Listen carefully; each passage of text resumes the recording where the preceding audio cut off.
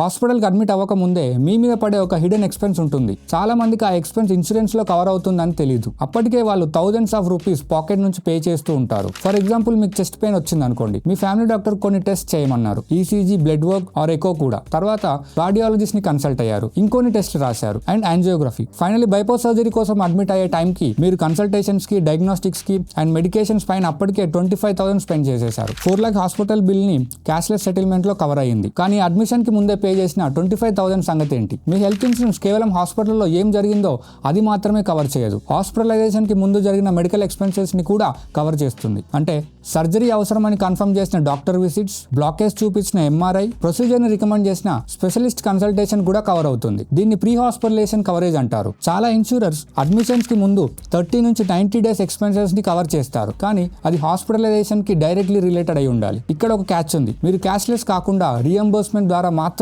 Claim చేయాలి. ఇలాంటి ఒక బెనిఫిట్ ఉంది అని చాలా మందికి తెలియదు అండ్ ముందే పే చేసి రీఎంబర్స్మెంట్ ఫైల్ చేయాలని కూడా తెలియదు. మీ పాలసీని డిట్టో ద్వారా తీసుకుంటే ఏం కవర్ అవుతుందో అండ్ మీకు రావాల్సిన ప్రతి రూపీని ఎలా క్లెయిమ్ చేయాలనేది మీకు గైడ్ చేస్తాం. అప్పుడు ఇంకా మనీని టేబుల్ మీద వదిలేయలేరు. డిట్టోతో ఫ్రీ 1-on-1 కాల్ బుక్ చేసుకోవడానికి ఈ ఛానల్ బయోలో లింక్ ఉంది, అక్కడ క్లిక్ చేసి మీ ఫ్రీ కాల్ బుక్ చేసుకోండి.